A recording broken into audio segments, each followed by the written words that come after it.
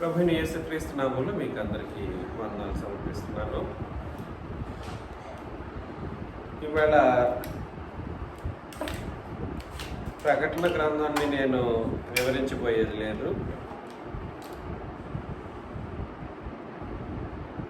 ముఖ్యంగా క్రీస్తు రక్తము ఏదైతే ఉందో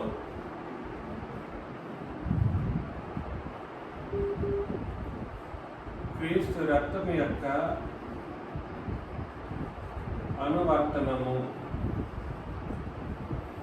ఏదైతే ఉందో ఈ రక్తాన్ని మనం ఎలా అనువర్తింప చేయాలి లేదా వర్తింప చేయటం, ఎవరికి వర్తింప చేయాలి, క్రీస్తు రక్తం ఎవరికి వర్తిస్తుంది అని మనం ఆలోచన చేద్దాం. క్రీస్తు రక్తం ఉంది, క్రీస్తు రక్తం ఉంది, బైబిల్ ఉంది. బైబిల్ ఎక్కడి నుండి ఎక్కడి వరకు? ఆదికాండం 1వ అధ్యాయం నుండి నిర్గమకాండం 18 వరకు ఒకటి, నిర్గమకాండం 19 నుండి క్రీస్తు శిలువ వరకు ఒకటి, క్రీస్తు శిలువ నుండి ఎక్కడ వరకు అండి? ప్రకటన గ్రంథం ఏదైతే ఉందో 22 వరకు. అవును కదా? అవునంటారా కాదంటారా? అవును. ఇప్పుడు చూడండి, ఇక్కడ ప్రజలు ఎవరు? ఇక్కడ ప్రజలు పితరులు. ఇక్కడ ప్రజలు ఎవరు? ఇశ్రాయేలు. ఇక్కడ ప్రజలు ఎవరు? ఇక్కడ ప్రజలు ఎవరు? సంఘం. ఇక్కడ పితరులు. ఇక్కడ అందరూ పితరులు అనబడిన వాళ్ళు ఉన్నారు, కానీ ఎన్నుకొనబడిన వాళ్ళ సంగతి గురించి నేను ఇక్కడ రాశాను. ఇక్కడ ప్రజలు ఇశ్రాయేలీలు అంటే వీళ్ళు మాత్రం ఎన్నుకొనబడిన వాళ్ళు, మిగిలిన వాళ్ళు అన్ని జనులు. నేను వాళ్ళ పేర్లు రాయలేదు. ఒకవేళ అన్ని జనులని కూడా రాద్దాం కింద. ఇక్కడ పాపులు అని రాద్దాం. సంఘం క్రింద ఉన్నవాళ్ళు ఎవరు? సంఘము కాని ప్రజలు ఎవరు? పాపులు లేదా సర్వలోకము లేదా సమస్త జనులు అని చెప్తాం. ఇందులో క్రీస్తు రక్తం ఎవరికి వర్తిస్తుందో మనం ఆలోచన చేద్దాం. ఇదే కదా మన టాపిక్. ఎవరికి ఈ రక్తం వర్తిస్తుంది? వీళ్ళకి వర్తిస్తుందా, వీళ్ళకి వర్తిస్తుందా, వీళ్ళకి వర్తిస్తుందా? ఇక్కడ నుండి ఇక్కడ ఆలోచన చేద్దాం అనుకోండి. ఉదాహరణకు క్రీస్తు రక్తము పితరుల కాలంలో ఏమన్నా పని చేసిందా? నా ప్రశ్న ఏమిటి? క్రీస్తు రక్తము పితరుల కాలంలో ఏమైనా పని చేసిందా? లేదు. ఏమి పని చేయలేదు. దానికి వచనాలు వెతకాల్సిన అవసరం లేదు. ఎందుకనంటే సింపుల్గా క్రీస్తు రక్తమే చిందించినప్పుడు, క్రీస్తు అప్పటి వరకు ఇక్కడ రక్తం చిందించింది ఎక్కడ జరిగింది? ఇక్కడ జరిగింది, సిలువలో జరిగింది. సిలువకు ముందు క్రీస్తు రక్తం చిందించారా? లేదు. సిలువకు ముందు రక్తం చిందించినప్పుడు ఆ రక్తం లేని రక్తం ఎక్కడి నుండి పట్టుకొచ్చి వీళ్ళకి వర్తింపజేద్దాం? కుదరదు కదండి. హెబ్రీ పత్రిక 12:24లో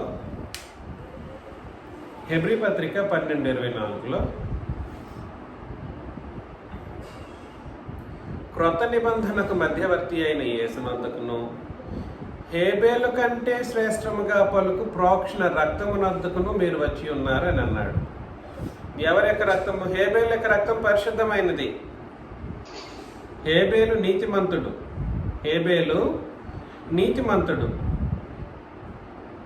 నీతిమంతుడైనటువంటి హేబేలు రక్తం కంటే ఏ రక్తం ఎక్కువగా ప్రోక్షణ రక్తం శ్రేష్టంగా పలికింది? క్రీస్తు రక్తం. ఇక్కడ చిందించే పితృలేఖంలో హేబేలు రక్తము క్రీస్తు రక్తం పోల్చబడితే, హేబేలు రక్తంతో క్రీస్తు రక్తం పోల్చబడితే దీనికి సంబంధం లేదన్నట్టుగానే చెప్పాడు. దీనికంటే శ్రేష్టముగా పలుకు ప్రోక్షణ రక్తం అని అంటే దాని అర్థం ఏమిటి? ఈ రక్తానికి, క్రీస్తు రక్తానికి పితరులకు ఎటువంటి సంబంధం లేదు. వాళ్ళ పాప క్షమాపణకు ఎటువంటి సంబంధం? అసలు రక్తం ఎందుకు చిందిస్తారు? పాప విమోచనకే కదా. రక్తం ఎందుకు చిందిస్తాము? పాత నిబంధనలు ఎందుకు చిందించారు? పాప క్షమాపణ కొరకు. అవునా కాదా? హెబ్రీ పత్రికల 10వ అధ్యాయంలో, హెబ్రీ పత్రిక 10:8 మనం చదివి 8 నుండి చదివినప్పుడు, బలులు, అర్పణలు, పూర్ణ హోమములు, పాప పరిహారార్థ బలులు నీవు కోరలేదనియు, అవి నీకు ఇష్టమైనవి కావనియు పైన చెప్పిన తర్వాత ఆయన నీ చిత్తం నెరవేర్చుటకు ఇదిగో నేను వచ్చి ఉన్నాను అని చెప్పుచున్నాడు.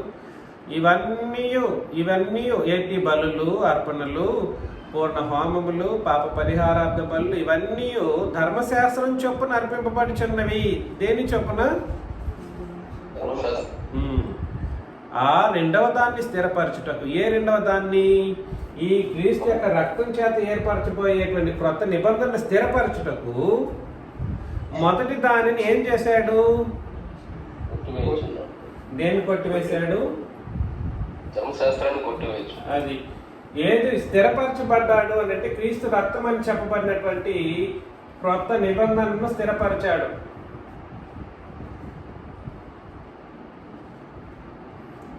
ఇది స్థిరపరచాలంటే ఒక నిబంధన కొట్టివేయబడాలంట. అదేమిటది?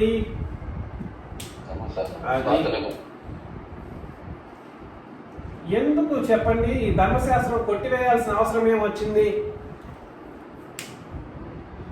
అవసరం ఏమి అని అంటే అక్కడే చెప్పాడు, బలులు, అర్పణలు, పూర్ణ హోమములు ఇవన్నీ జంతు రక్తం. అవి వాటి వల్ల ఏం కలగదు?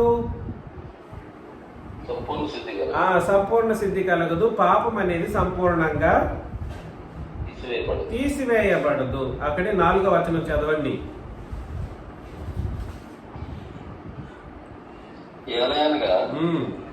ఎడ్ల యొక్కయు మేకల యొక్కయు రక్తము పాపములను తీసివేయటం అసాధ్యం అని చెప్పేశారు, తేటగా చెప్పాడు. కాబట్టి ధర్మశాస్త్ర కాలంలో ఈ పాపాలు తీసివేయలేని స్థితి ఉన్నప్పుడు ఆ కాలంలో ఏలుబడి చేసినటువంటి నిబంధన ధర్మశాస్త్రం, పాత నిబంధన మాత్రమే. ఏ కాలంలో? ధర్మశాస్త్ర కాలంలో. ఇక్కడ కూడా సరే, దేవుడు వారిని నమ్ముకుంటే చాలు నీతిమంతుడిగా చూశాడు. పితృలేఖంలో పాపాలు క్షమించేశాడు. కానీ పాపాలు వాళ్ళలో కూడా పోలేదండోయ్.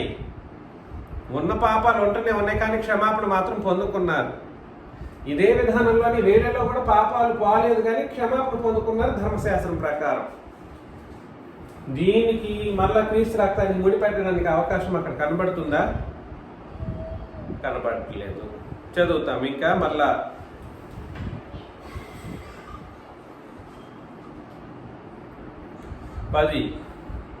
హెబ్రీ 10:10 నుండి యేసుక్రీస్తు యొక్క శరీరము ఒక్కసారియే అర్పింపబడుట చేత ఆ చిత్తమును బట్టి మనము పరిశుద్ధపరచబడి ఉన్నాము.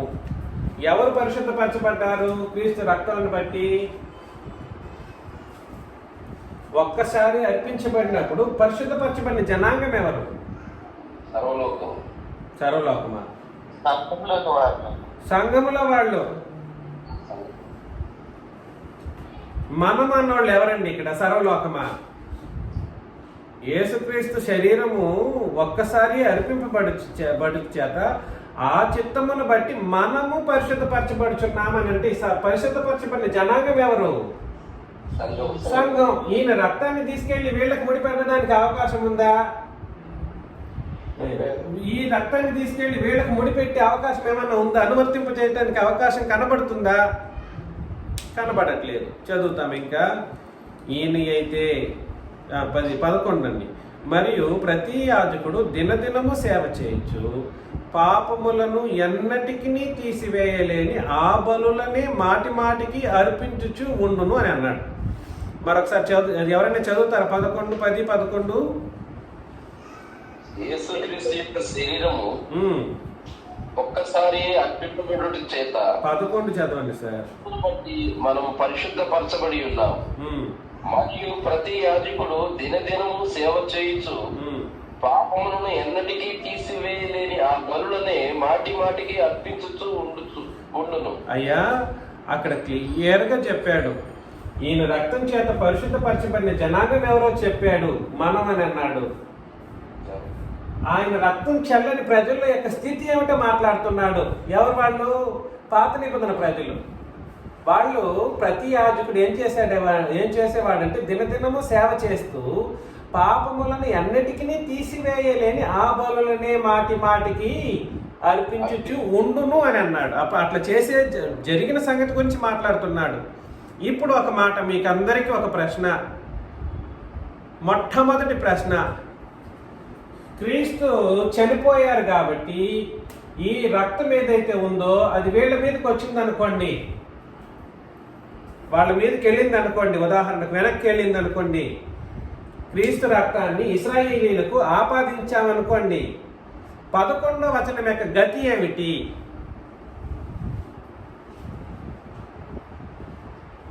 పదకొండవ వచనం గతి ఏమిటి?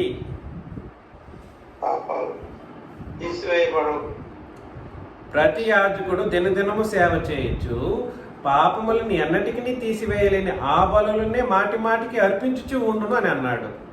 అవునా కాదా? ఇప్పుడు ఆ వచనానికి క్రీస్తు రక్తాన్ని ఇంప్లై చేశాం పాత నిబంధనల వాళ్ళకి. ఏంటి పరిస్థితి? ఇంక పాపాలు పోయాయి.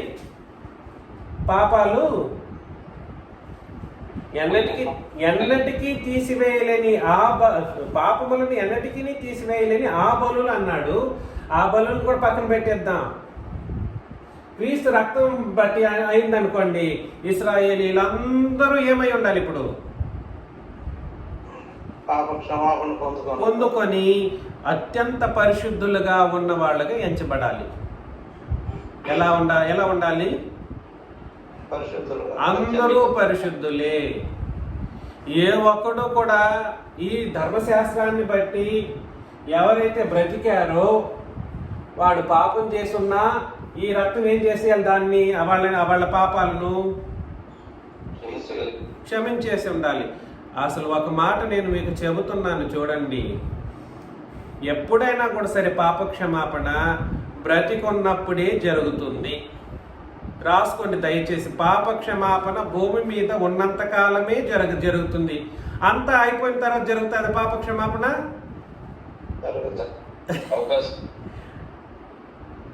అంతా అయిపోయిన తర్వాత జరుగుతుందా? భూమి మీద మనుషులు బ్రతికినప్పుడు భూమి మీద, అందుకనే పాత నిబంధనను కూడా మనం అపార్థం చేసుకోకుండా చదవాలి అని చెప్పేది మీకు. పాత నిబంధనలు చదివేటప్పుడు అది మనకు వర్తించిన నిబంధన అయినప్పటికీ అందులోని సన్నివేశాలను గుర్తిస్తూ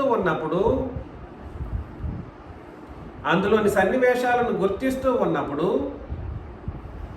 ఆ నిబంధనకి ముడిపెట్టడం నేర్చుకోవాలి అని చెప్పాను. ఏ నిబంధనకు? ఆ నిబంధన కాలంలో బ్రతికున్నప్పుడు ఆ బ్రతికున్న ప్రజలు ఒకవేళ తప్పు చేసిన వాళ్ళైతే ఆ నిబంధన బట్టి నిజంగా విశ్వాసాన్ని బట్టి వెళ్ళారనుకోండి, వాళ్ళకి క్షమాపణ ఉంది. చనిపోయిన తర్వాత క్షమాపణ దొరుకుతుందా? జరగదు. ఇప్పుడు కూడా చెప్తున్నాను, ఇప్పటికీ మన మధ్యలో ఎవరైనా కూడా సరే బ్రతికి శారీరకంగా బ్రతికి ఉంటే ఒకవేళ మారు మనసు పొంది సంఘానికి నిబంధనకు ద్రోహం చేసి వెళ్ళిన వాళ్ళు ఎవరైనా ఉండి మరలా రావాలనుకుంటే క్షమాపణ ఉంది. వాళ్ళలో ప్రాణం ఉంది. ఇక్కడ గొడవ ఏంటనంటే ప్రాణం లేని వాళ్ళకి క్షమాపణ అంటే అది అర్థం లేని ఒక మాట. ప్రాణం లేని వాళ్ళకి అది ప్రాణం లేదు, చనిపోయారు, సమాధుల్లో ఉన్నారో లేదనంటే వాళ్ళు ఎక్కడికి జారుకున్నారు? పాతాళానికి జారుకున్నారు. ఎక్కడికి వెళ్ళిపోయారు? పాతాళానికే జారుకున్నారు. ఎక్కడ జారుకున్నారు? అయ్యా, చనిపోయిన వాళ్ళ సంగతి గురించి మాట్లాడుతున్నా. ధర్మశాస్త్ర కాలంలో చనిపోయిన వాళ్ళు, దేవునికి ఇష్టంగా బ్రతకలేకపోయిన వాళ్ళు పాతాళానికి జారుకున్నారు. వాళ్ళకి మరి పాతాళం నుండి వాళ్ళని రప్పించారు మరలా. ఎప్పుడు? ఒకవేళ క్రీస్తు రక్తాన్ని ఈ ఇశ్రాయేలీలో పాపం చేసి చనిపోయిన వాళ్ళకి. ఒకసారి హెబ్రీ పత్రిక 3వ అధ్యాయం చదువుతాం. హెబ్రీ పత్రిక 3.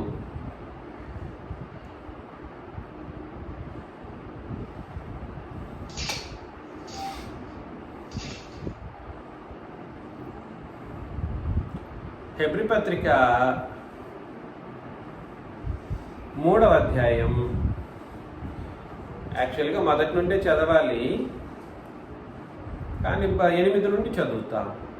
నేడు మీరు ఆయన శబ్దమును వినిన ఎడల అరణ్యంలో శోధన దినమందు కోపం పుట్టించినప్పటి వల్లే మీ హృదయములను కఠినపరచుకొనుకుడి. 40 సంవత్సరములు నా కార్యములను చూచి మీ పితరులు నన్ను పరీక్షించి శోధించిరి. కావున నేను ఆ తరము వారి వలన విసిగి, దేవుడు ఏం చేయారు? విసిగిపోయారు. వీరెల్లప్పుడూ తమ హృదయాలోచనల్లో, ఆ తరం వారి గురించి మాట్లాడుతున్నాడు చూడండి. దయచేసి ఒకరిద్దరు గురించి కాదు, ఒక వ్యక్తి ఇద్దరు వ్యక్తి గురించి కాదు మాట్లాడుతున్నది. ఆ తరము వారి వలన విసిగి వీరెల్లప్పుడూ తమ హృదయాలోచనల్లో తప్పిపోవచ్చున్నారు, నా మార్గములను తెలుసుకొననే లేదు. కనుక నేను కోపముతో ప్రమాణం చేసినట్టు వారు నా విశ్రాంతులు ఎన్నటికీ ప్రవేశింపరని చెప్పి తిని. ఎక్కడికి వెళ్ళిపోయారు వాళ్ళు?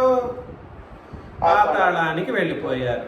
ఇప్పుడు క్రీస్తు యొక్క రక్తాన్ని తీసుకెళ్ళి ఈ ఇశ్రాయేలీలో ఎన్నటికీ దేవుని మాటలు వినలేని ఆ ప్రజలకు, ఎప్పుడు పాపంతోనే బ్రతికిన ఆ ప్రజలకు ఈ ఆపాదించి అనువర్తింపజేస్తే వాళ్ళందరూ ఎక్కడి నుండి రావాలి? మరలా బ్యాక్కి. ముందు పాతాళం నుండి బయటికి రావాలి.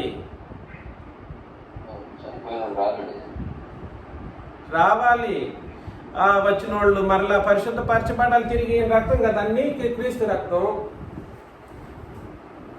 ఏమన్నా అసలు ఏమన్నా ఉందా? దీనికి అర్థం ఉందా? అర్థమే లేదు. అర్థం లేని ఆలోచనలతో, అర్థం లేని పోకడలతో నేటి ప్రపంచం పాతని క్రీస్తు రక్తం ఎటు వెళుతుందంట? ఎటు వెళుతుంది? వెనక్కి వెళ్తాదంట. క్రీస్తు రక్తం వెనక్కి వెళ్ళడం అంటే క్రీస్తు రక్తాన్ని అపవిత్రపరచడం అని అర్థం అన్నమాట. ఎవడైతే క్రీస్తు రక్తం వెనక్కి వెళుతుంది అని అన్నాడో వాడు క్రీస్తు రక్తాన్ని జంతు రక్తంతో ముడిపెడుతున్నాడు. సాక్షాత్తు క్రీస్తుకు విరోధంగా, తండ్రికి విరోధంగా, పరిశుద్ధాత్మకు విరోధంగా పాపం చేస్తున్నాడు అని అర్థం అన్నమాట.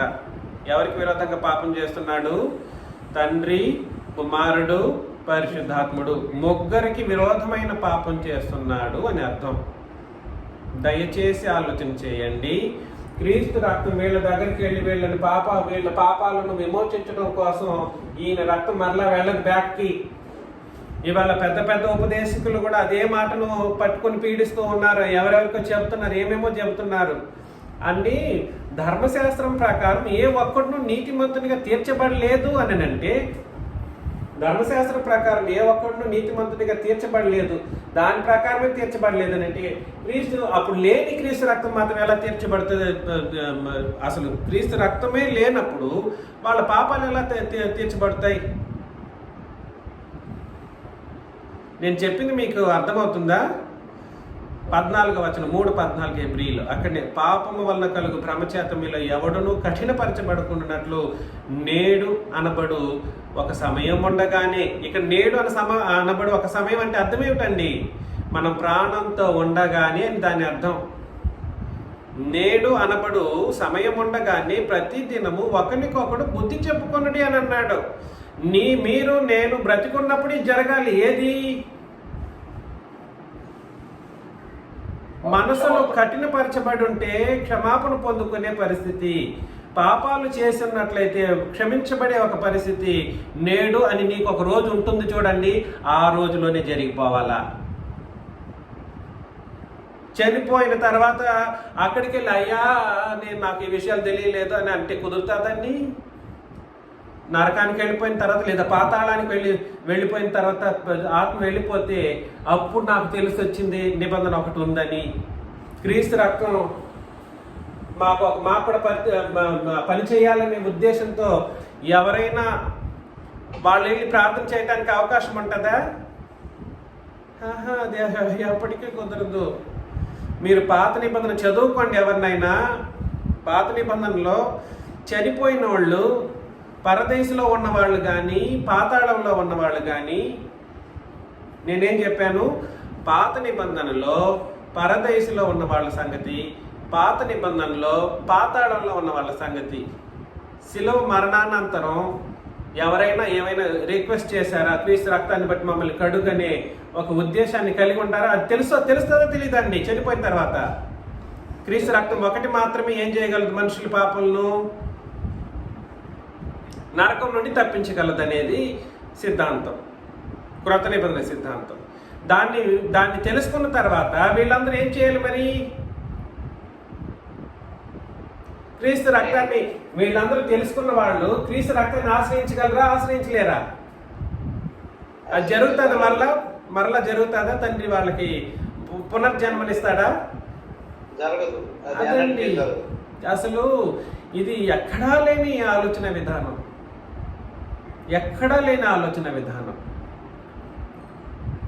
చదువుతాం మరలా హెబ్రీ పత్రిక 10వ అధ్యాయంలోకి వచ్చేద్దాం. 10 హెబ్రీ పత్రిక 10:12 నుండి, ఈయన అయితే పాపముల నిమిత్తం సదాకాలము నిలుచు ఒకే బలి. ఎక్కడి నుండి సదాకాలం నిలుచు? ఇక్కడ నుండి సదాకాలం ఎక్కడి వరకు కాదు. ఒక్క బలి ఎప్పుడైతే చిందించాడో ఇక మీదట ఉండబోయే సదాకాలం నిమిత్తం ఒక్క బలి. ఇక మీదట సిలువ నుండి ఇక మీదట సదాకాలము నిలుచు ఒకే బలి. మరలా చదువుతా. అప్పటి నుండి తన శత్రువులు తన పాదములకు పాదపీఠముగా చేయబడి వరకు కనిపెట్టుచు దేవుని కుడి పార్శ్వమున ఆసీనుడాయను. ఒకే అర్పణ చేత ఈయన పరిశుద్ధపరచబడు వారిని. ఎవరు ఈయన పరిశుద్ధపరిచేవారు? వీళ్ళ. అప్పుడు సంఘం, వీళ్ళు కూడా సంఘంలో చేర్చబడాలి. మళ్ళా క్రీస్తు రక్తాన్ని ఆపాదింపజేస్తే ఒకటి వీళ్ళు ఎక్కడి నుండి బయటకు రావాలి? పాతాళం నుండి రావాలి. 2 వీళ్ళు సంఘంలో ఏం చేయబడాలి? చేర్చబడాలి. వీళ్ళకి మాత్రం ఒక రూల్, వీళ్ళకి ఉండదా ఈ రూలు? వీళ్ళకి రూల్ ఉంటే వీళ్ళకు ఉండదు. పితరులేకులు నాటి వాళ్ళకి వీళ్ళకు కూడా ఉండాలి. మరి ఇది కూడా వీళ్ళకి కూడా వర్తిస్తుంది. ఇలాగ వీళ్ళు కూడా పాతాల నుండి రావాలి బయటికి. మళ్ళా వీళ్ళు కూడా ఏం చేయాలి? సంఘంలోకి. అతలాకుతలంగా ఉంది కదా, కన్ఫ్యూజన్ అవుతుంది కదండి. అది ఎట్లాగే ఉంటుంది. చదువుతాం. ఒక్క అర్పణ చేత ఈయన పరిశుద్ధపరచబడి వారిని సదాకాలమునకు సంపూర్ణులుగా చేసి ఉన్నాడు అన్నాడు. ఇప్పుడు వీళ్ళు సంపూర్ణులు అయ్యారా లేదా? ఒకవేళ క్రీస్తు రక్తాన్ని వీళ్ళకి ఇశ్రాయేలీయులుగా అనుమతింపజేస్తే వీళ్ళు ఏమి దేంట్లో భాగమవ్వాలి? వాళ్ళు సంపూర్ణ స్థితిలో వాళ్ళు ఉండాలి. వాళ్ళకి సంపూర్ణత ఉందా? ఎందుకు లేదు?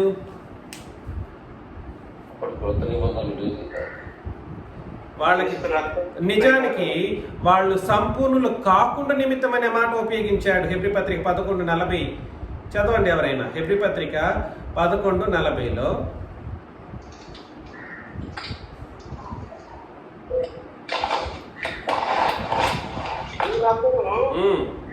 తమ విశ్వాసం ద్వారా సాక్ష్యం పొందిన వారైనను. మీరందరూ అంటే 11వ అధ్యాయంలో చెప్పబడిన ఆ నీతిమంతులు ఎవరైతే ఉన్నారో పాత నిబంధనలో కానీ పితరులేగంలో ఉన్న నీతిమంతుల గురించి మాట్లాడుతూ వీరందరూ తమ విశ్వాసం ద్వారా సాక్ష్యం పొందిన వారు అయినను మనం లేకుండా సంపూర్ణులు కాకుండా నిమిత్తము. చూసారా, మనం కలిస్తేనే వీళ్ళకి సంపూర్ణత.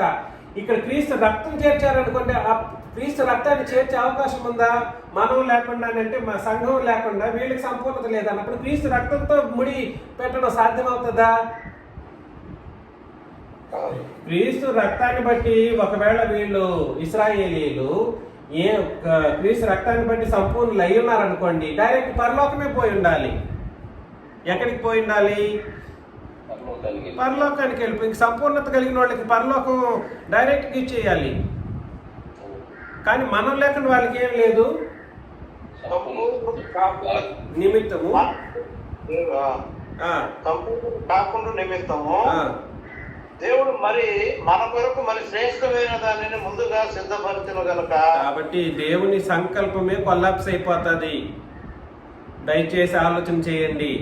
తండ్రి, కుమారుడు, పరిశుద్ధాత్ముడు ఏ ప్రజల కొరకైతే కలగన్నారో, ఏ ప్రజలనైతే తన స్వరూపమందు కనుక మన స్వరూపమందు అని అన్నారో, ఎవరి స్వరూపము?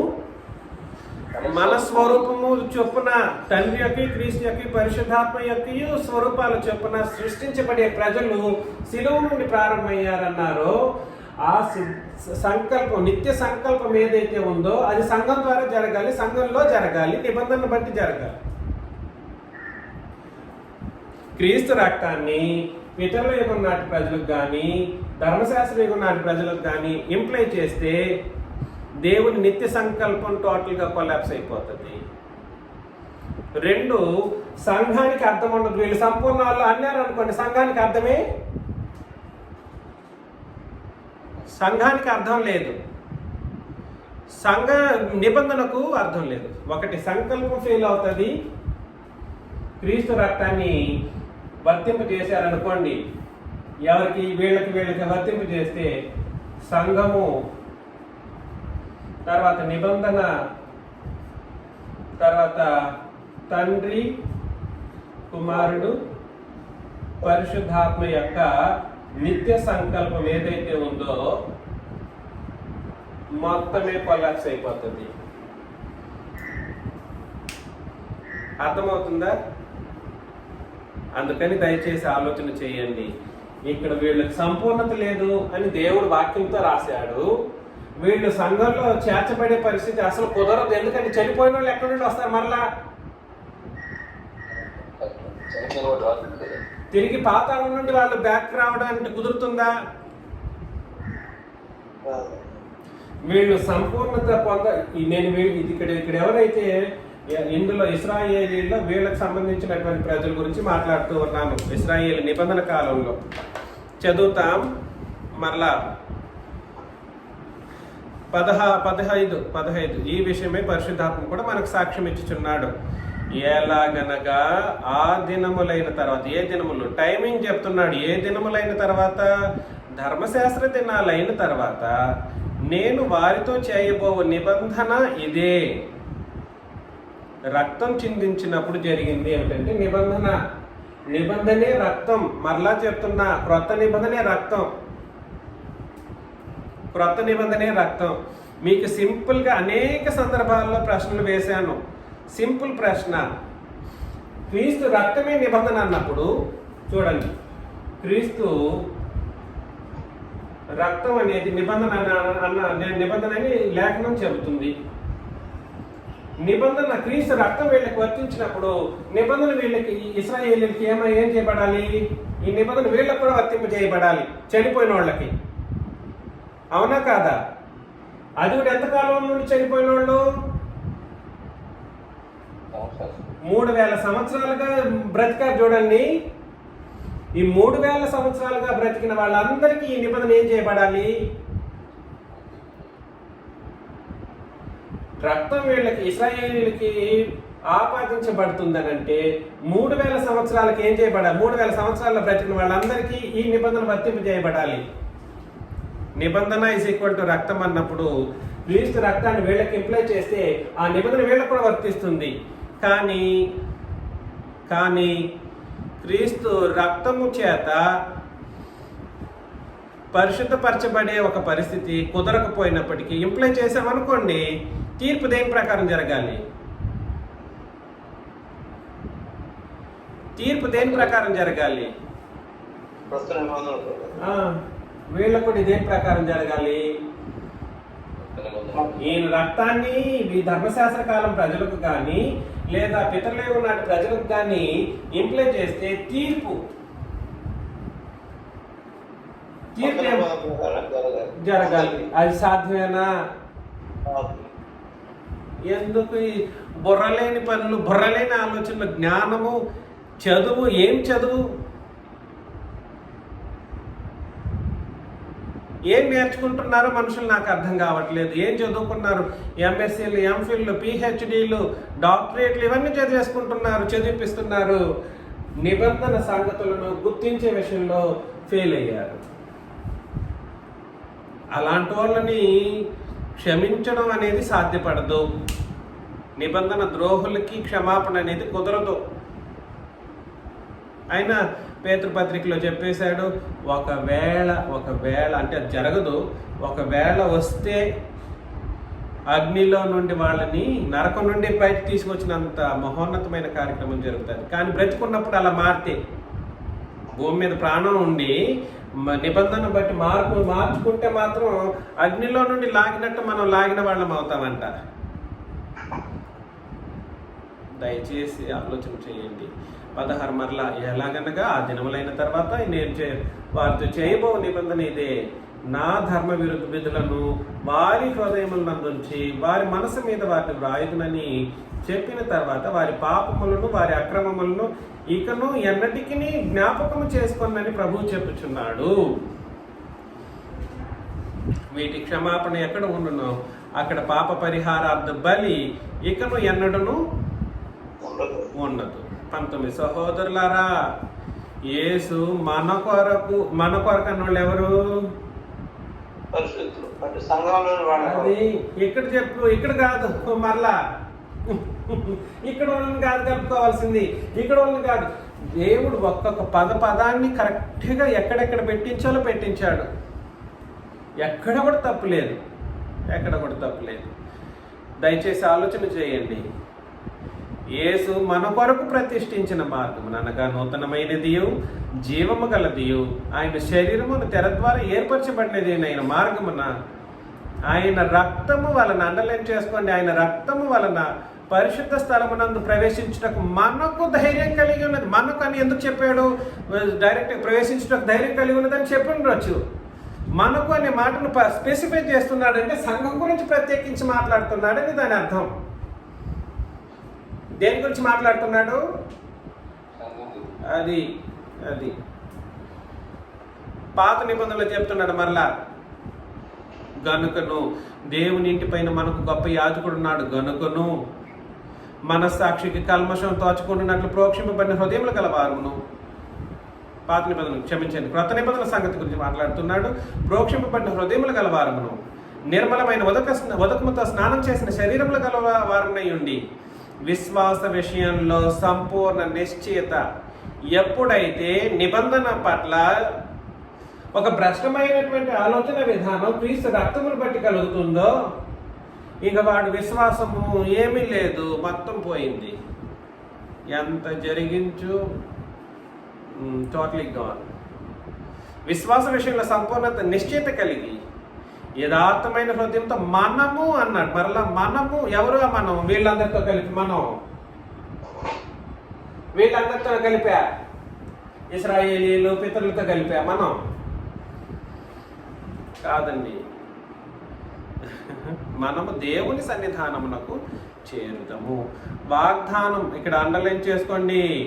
వాగ్దానము చేసిన వాడు నమ్మదగిన వాడు కనుక మన నిరీక్షణ విషయమై మనము ఒప్పుకొనిన దానిని, నువ్వు ఒప్పుకున్నది ఏమిటి? నీకు ఒప్పుకున్నది ఏమిటో తెలియట్లేదు. నువ్వు వాళ్ళని కూడా ఒప్పింప చేయడానికి ప్రయత్నం చేస్తున్నావు. దేన్ని? క్రీస్తు రక్తాన్ని. వాళ్ళకి తెలియదు, అప్పుడు లేదు.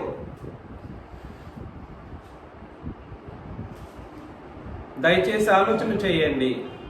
నేను అందుకనే అంటుంటాను, మీ ప్రశ్నలు మాత్రం కాకమ్మ కథలు చెప్పడానికి ఫోన్లు చేస్తారు, మాట్లాడతారు, ఏదేదో చెప్పుకుంటూ ఉంటారు. ప్రశ్నలు సంధించండి. మీ ప్రాబ్లమ్స్ ఏమిటో నన్ను అడగండి. సంఘాలు జ్ఞానం విషయంలో మీకు ఏమైనా ప్రశ్నోత్తరాలు ఉన్నప్పుడు నన్ను అడగండి అని అంటే ఎవరు అడగరు. ఆ కోణంలో ఎవరు చేయరు.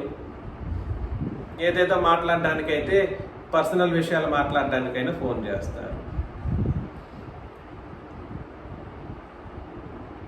వాగ్దానం చేసిన వాడు నమ్మదగిన వాడు కనుక మన నిరీక్షణ విషయమై మనం ఒప్పుకున్న, ఎన్నిసార్లు మనం అంటున్నాడు చూస్తున్నారా, మన నిరీక్షణ విషయమై మనం ఒప్పుకున్నది నిశ్చలముగా పట్టుకుందాము అని అన్నాడు. మనం ఒప్పుకున్నది ఏమిటి? ఈ రక్తాన్ని కదా ఒప్పుకున్నది మనం. అయ్యా, ఈ రక్తం మాత్రమే నన్ను కడగలుగుతుంది, జంతు రక్తం నన్ను ఏం చేయలేదు.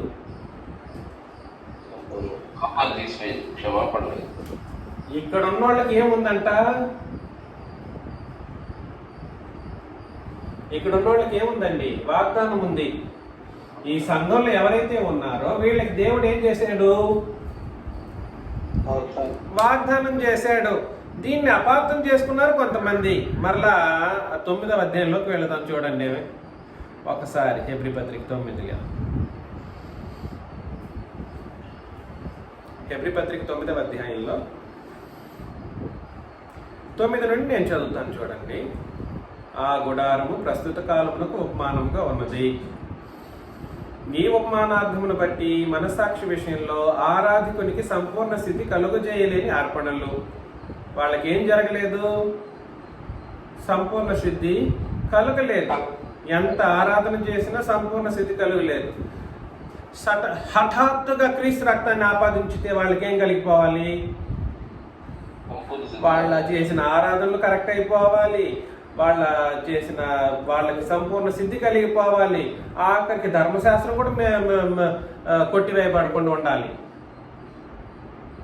ఏమైనా ఉందా బ్యాక్? అసలు తెలివి లేకుండా ఆలోచన. ఇవి దిద్దుబాటు కాలము జరుగు వరకు కాలం చెప్తున్నాడు. మరలా ఇవి దిద్దుబాటు కాలము జరుగు వరకు జరుగు కాలం వచ్చే వరకు విధింపబడి అన్నపానములతోనూ నానా విధములైన ప్రక్షాళనములతోనూ సంబంధించిన శరీరాచారములు మాత్రమే ఉన్నవి. అవునా?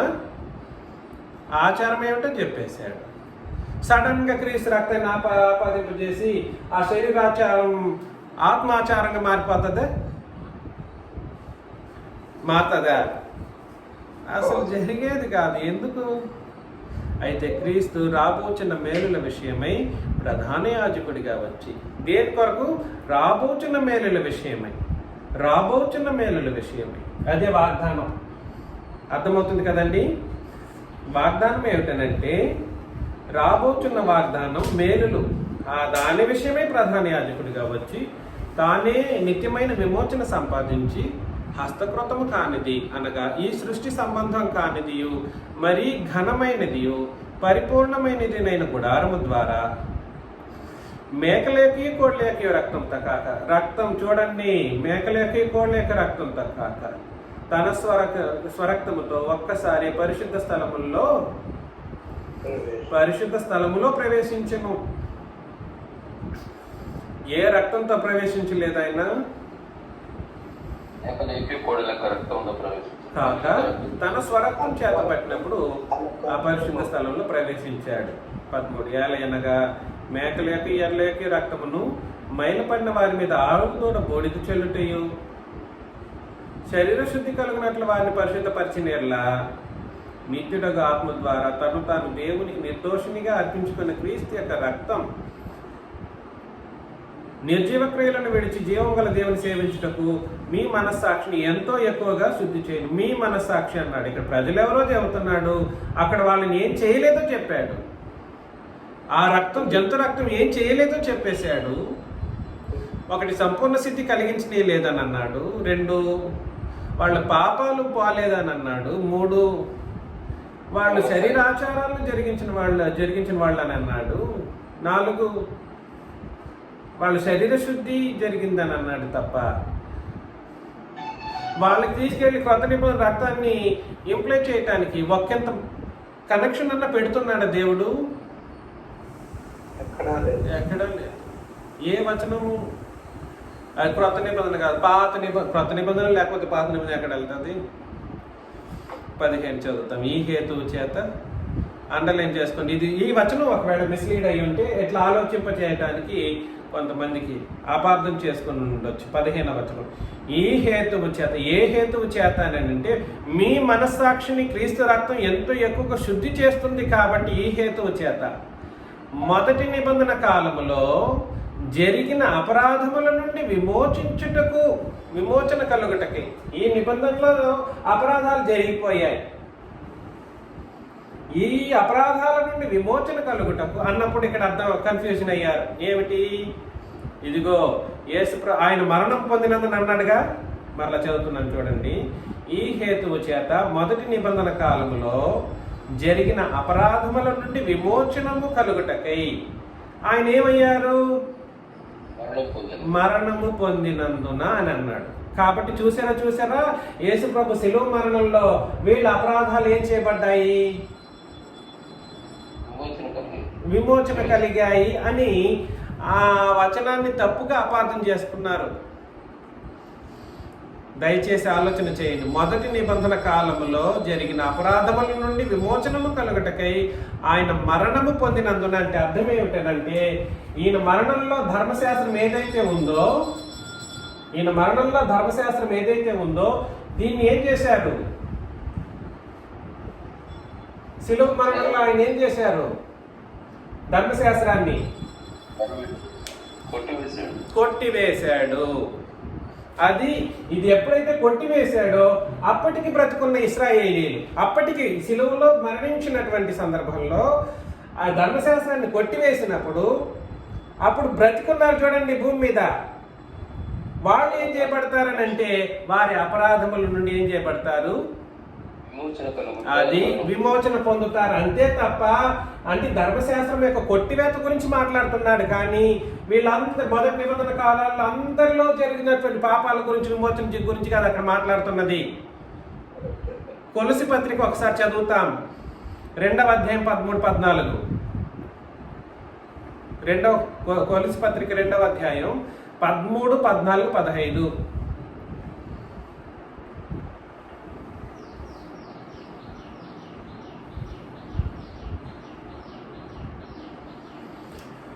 మరియు అపరాధముల వలనను శరీరమందు సున్నతి పొందకయుండుట వలనను మీరు మృతులై ఉన్నారు. అన్ని జనులు దేవుడు వ్రాతరూపకమైన ఆజ్ఞల వలన మన మీద రుణముగాను మనకు విరోధముగాను ఉండిన పత్రమును మేకులతో సిలువకు కొట్టి. ఏ పత్రం అది? అది మేకులతో సిలువకు కొట్టి దాని మీద చేవ్రాతను తుడిచివేసి మనకు అడ్డం లేకుండా ఎత్తివేసి మన అపరాధములన్నింటినీ క్షమించి అని అన్నాడండి. ధర్మశాస్త్రాన్ని కొట్టివేసినప్పుడు అపరాధాలన్నీ ఏం చేయబడ్డాయి? అంటే అన్ని జనుల యొక్క అపరాధాలన్నీ కూడా ఏం చేయబడ్డాయి? ఎవరైతే మరలా 13వ వచనం చదువుతున్నాను చూడండి. అపరాధం చేశారు, అపరాధం వలనను శరీరం అంతా సున్నతి పొందక ఉండటం వలన అంటే ఎవరు వీళ్ళు?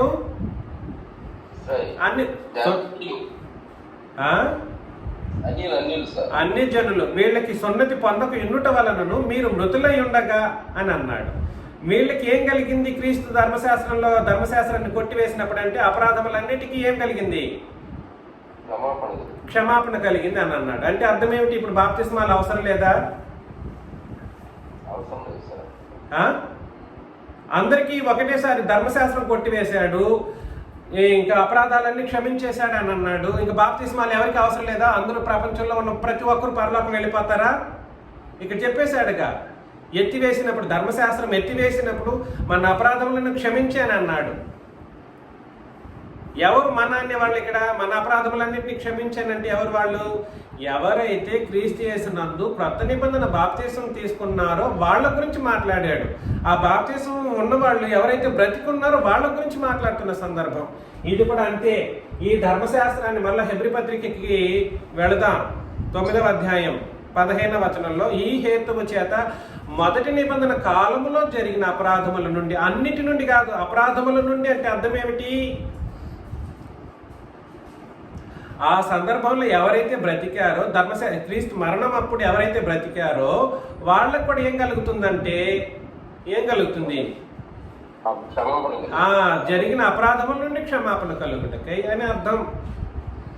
అంతేగాని మొదటి నిబంధన కాలములో అంతట్లో జరిగినటువంటి అపరాధాలన్నిటికీ ఈయన చనిపోయాడు, మరణించాడు అని అన్నారనుకోండి, ఇదంతా జరగాలి. ఏం జరగాలి? పాతాళం నుండి వాళ్ళు వెనక్కి రావాలి, మరలా వాళ్ళు తిరిగి సంఘంలో చేర్చబడాలి, మరలా వాళ్ళు సంపూర్ణ స్థితికి ఉన్నారని గుర్తించాలి. అది అయ్యేదేనా? తీర్పు కూడా వాళ్ళకి దేన్ని బట్టి జరగాలి? కృత నిబంధన బట్టి జరగాలి. ఎందుకంటే రక్తం వేరు, నిబంధన వేరు. అవునా కాదా? రక్తము వేరు, నిబంధన వేరా? రెండు ఒకటే. అందుకని దయచేసి ఎందుకు ఈ 15వ వచనాన్ని మరలా మీరు చదవండి. ఈ హేతువు చేత మొదటి నిబంధన కాలంలో జరిగిన అపరాధముల నుండి విమోచనము కలుగుటకై ఆయన మరణము పొందినందున, ధర్మశాస్త్రాన్ని కొట్టేసేసినప్పుడే వాళ్ళు ఇంకా అపరాధం చేసే అవకాశం లేకుండా చేశాడు. అపరాధాలన్నీ దేన్ని బట్టి జరిగింది? ధర్మశాస్త్రాన్ని బట్టి జరిగింది. సుమి, అపరాధం దేన్ని బట్టి జరిగింది? ధర్మశాస్త్రాన్ని బట్టి జరిగింది. ఒకసారి యాకోబు పత్రిక 2:10 ఒకసారి చదవండి. 2:10 యాకోబు పత్రిక ఎవరైనా చదవండి తొందరగా.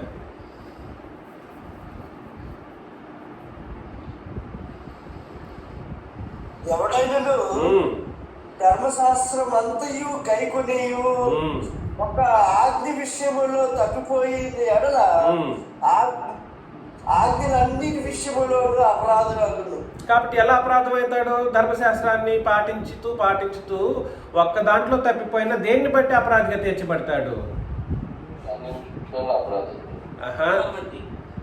శేషు గారు కరెక్ట్గా చెప్పారు. చెప్పండి. నిబంధన బట్టి. తిరిగి నిబంధన అంటారు. నిబంధన ఏ నిబంధన అది? ఎవరు చదవండి మరొకసారి. ఎందుకో అట్లా ఏదేదో చదువుతారు, కరెక్ట్గా చదివినా చెప్పలేకపోతారు.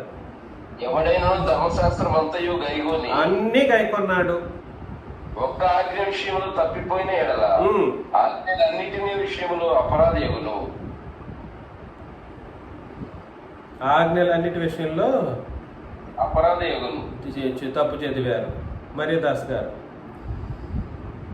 ఎవడైనను ధర్మశాస్త్రం అంతయు గైకొనియు ఒక ఆజ్ఞ విషయంలో తప్పిపోయిన ఎడల ఆజ్ఞలన్నిటి విషయంలో అపరాధి.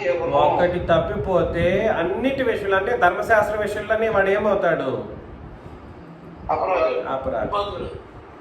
అపరాధి అయిపోతాడంటే సంగతి. అంటే దాన్ని ఎందుకు పిచ్చిగా ఆలోచన చేయడం ఎందుకు? అపరాధం కలుగుతుంది అని అన్నాడు. అపరాధం కలిగినది దేన్ని బట్టి కలిగిందంటే ఇశ్రాయేలీయులకి ధర్మశాస్త్రాన్ని బట్టే కలిగింది. అపరాధం నుండి విమోచించడం అంటే దేని నుండి విమోచించారని అర్థం? ధర్మశాస్త్రం నుండి విమోచించారు. అది మరలా 15వ వచనం వచ్చేద్దాం. ఇక్కడ 9 హెబ్రీ పత్రిక 9:15 ఈ హేతువు చేత మొదటి నిబంధన కాలంలో జరిగిన అపరాధముల నుండి విమోచనము కలుగుటకే. అంటే దాని అర్థం ఏమిటంటే వాళ్ళ పాపాలు అనేది కాదు అక్కడ ఉద్దేశం. ఏమిటి ఉద్దేశం? ఆ పాపాలకు మూలమైన ధర్మశాస్త్రము, పాపాలకు మూలమైన ధర్మశాస్త్రం నుండి విమోచనము కలుగుటకై ఆయన మరణము పొందినందున పిలువబడిన వారు నిత్యమైన స్వాస్థ్యమును గూర్చిన వాగ్దానం పొందు నిమిత్తం. పిలువబడిన వారు నిత్యమైన స్వాస్థ్యం. చూడండి, నిత్యమైన స్వాస్థ్యం ఏమిటి అని అంటే వాగ్దానం. అదే కదా మన వాగ్దానం, నిత్య స్వాస్థ్యమని రాస్తున్నా. చూడండి మరలా చూడండి ఆ వచనం. పిలువబడిన వారు నిత్యమైన స్వాస్థ్యమును గూర్చిన వాగ్దానం పొందు నిమిత్తం ఆయన పాత మరియు క్రొత్త నిబంధనకు మధ్యవర్తి అయ్యాడు అన్నాడా? అది వీళ్ళందరూ ఊహించుకునేది ఏమిటంటే యేసు ప్రభు శిలువలో మరణించినందుకు పాత నిబంధన క్రొత్త నిబంధన మధ్యవర్తి అన్నట్టుగా ఊహించుకుంటూ ఉంటారు. అట్లాంటి ఊహా కల్పనలు ఇక్కడ పనికిరాదు. మరి ఎవరికి మధ్యవర్తి? దేనికి మధ్యవర్తి అని అంటే మనకు నిత్యమైన స్వాస్థ్యానికి మధ్యవర్తి క్రొత్త నిబంధన. ఈ క్రొత్త నిబంధనలకు ఆయన ఏమయ్యాడంటే మధ్యవర్తి, సంఘం. ఇది చూడండి, ఇది నేను రాస్తాను, ఈ బొమ్మ చూసుకోండి. నిత్యమైన స్వాస్థ్యం ఉంది కదండి, అదేమిటంటే పరలోకం కదా.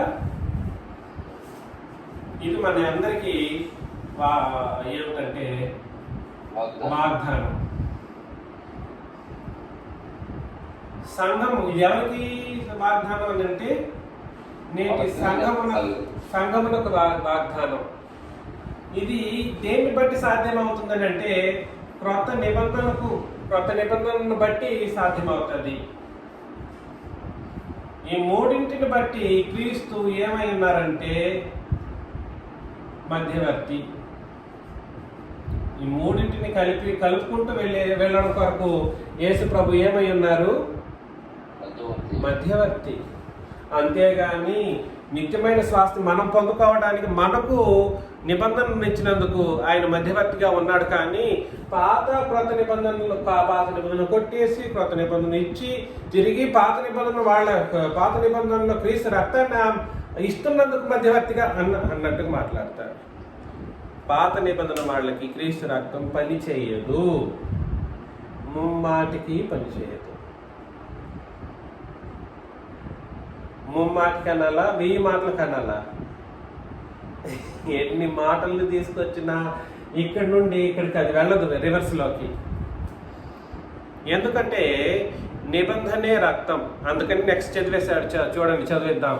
మరణ శాసనం ఎక్కడ ఉన్ననో అక్కడ మరణ శాసనం రాసిన వాడి మరణము అవశ్యం. ఆ శాసనం రాసిన వాడు మరణం పొందితేనే అది చెల్లును. అది రాసిన వాడు జీవించుచుండగా అది ఎప్పుడైనా చెల్లునా? చెల్లదు. ఇందుచేత మొదటి నిబంధన కూడా అని అన్నాడంటే అర్థం ఏమిటి? మొదటి నిబంధన కూడా పోల్చుతున్నాడని అర్థం. మొదటి నిబంధన కూడా రక్తము లేకుండా ప్రతిష్ఠింపబడలేదు. ధర్మశాస్త్ర ప్రకారం మోషే ప్రతి ఆజ్ఞను ప్రజలతో చెప్పిన తర్వాత ఆయన నీళ్లతోనూ రక్తవర్ణము గల గొర్రెబొచ్చుతోనూ హిస్సోపుతోనూ కోడిల యొక్క మేకల యొక్క రక్తాన్ని తీసుకొని, దేవుడు మీ కొరకు విధించిన నిబంధన రక్తం ఇదే. ఏ రక్తం అది? ఏ రక్తం అది? నిబంధన రక్తం ఇదే అని చెప్పుచు గ్రంథం మీద ప్రజలందరి మీదను ప్రోక్షించనని అన్నాడు.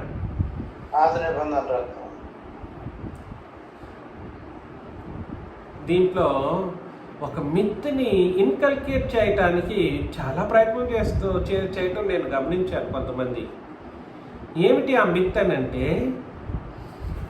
అయ్యా క్రీస్తు రక్తం ఇటు వెళితే కోడ్ల యొక్క మేకల యొక్క రక్తంతో మిళితమైపోతుంది అన్నట్లుగా. ఈ కోడ్ల యొక్క మేకల యొక్క రక్తమే ఏ రక్తంగా మారిపోతుంది? క్రీస్తు రక్తంగా మారిపోతుంది. ఏమన్నా కుదురుతుందండి? అసలు దీనినే ఎంతటి పాపం అంటారంటే బుద్ధిపూర్వకముగా చేయు పాపం అని అంటారు. ఏం పాపము అది? బుద్ధిపూర్వకంగా చేయి పాపం అంటే అది అర్థం, వేరేదేది కాదు. ఏమిటి బుద్ధిపూర్వకంగా చేసే పాపం అంటే? దేవుని కుమారుని పాదములతో త్రొక్కి తాను పరిశుద్ధపరచబడటకు సాధనమైన నిబంధన రక్తమును అపవిత్రమైనదిగా ఎంచి కృపకు మూలమగు ఆత్మను అది వాడు దేవుని చేతిలో పడతాడంట. జీవం గల దేవుని చేతిలో పడటం ఎంత భయంకరం అని అంటాడు. అంటే బుద్ధిపూర్వకంగా చేసే పాపం ఏమిటి అని అంటే, దేవుని కుమారుని పాదములతో త్రొక్కి పరిశుద్ధపరచబడే నిబంధన రక్తాన్ని జంతు రక్తంతో మిళితం చేయటానికి ఆయన ప్రయత్నం చేస్తూ తమ జీవితాలను వెళ్ళబుచ్చే వాళ్ళు ఎవరైనా ఉన్నారని అంటే వాళ్ళు బుద్ధిపూర్వకమైనటువంటి పాపం చేసిన వాళ్ళు. తీక్షణమైన అగ్నికి వాళ్ళు ఆహుతైపోతారు. వాళ్ళు తండ్రికి, కుమారునికి, పరిశుద్ధాత్మకి ముగ్గురికి విరోధమైన పాపం చేసిన వాళ్ళుగా ఎంచబడతారు. అలాంటి వాళ్ళని మరలా వెనక్కి లాగడం అంటే కూడా సరే ఒక ప్రయత్నమే, కానీ వాళ్ళు వస్తారు రారు అనేది ఎవరికి వాళ్ళు నిర్ణయించుకునేది. అది అసాధ్యమైన వాడు. అసాధ్యమని చెప్పేశాడు. కానీ ఒకవేళ ఏమో దేవుడు ఒకవేళ దేవుడు కరుణించి అనే మాట ఒకటి ఉందిలేండి. ఆయన కరుణిస్తే మా మనసు మారే అవకాశాలు ఉంటాయి. అది ఆయనకి అలాంటి వ్యక్తులకు ఉన్నటువంటి సంబంధం. అది మనం కాదు. అందుకని ఆలోచన చేయండి. నిబంధనకు సంఘానికి విరోధంగా పాపం చేస్తే అత్యంత ప్రమాదంలో వెళ్ళిపోతారు. వాళ్ళకి ఏనాడు క్షమాపణ అనేది ఉండదు. డైరెక్ట్ జీవము గల దేవుని చేతిలో భయంకరమైన స్థితిని ఎదుర్కొంటారు. క్రీస్తు యేసు నామములో మీకు అందరికీ వందనాలు.